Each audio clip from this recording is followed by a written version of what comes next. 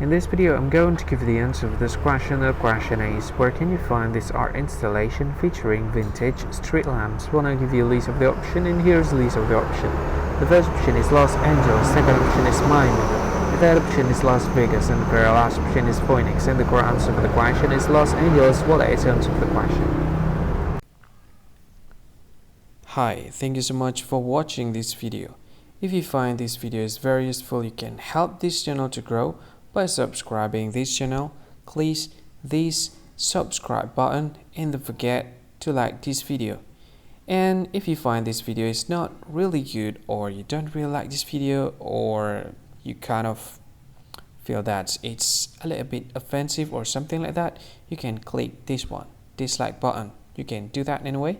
And if you want to share this video with your friend, you can share it by clicking this share button, and you can share it to any social media that you wish that is currently available at this time, like Facebook, Twitter, LinkedIn, and many others.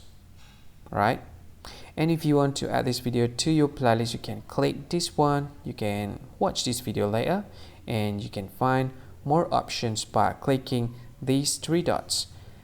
And yeah, don't forget to subscribe. I think that's all of it. Thank you so much for watching this video, and see you again in another video.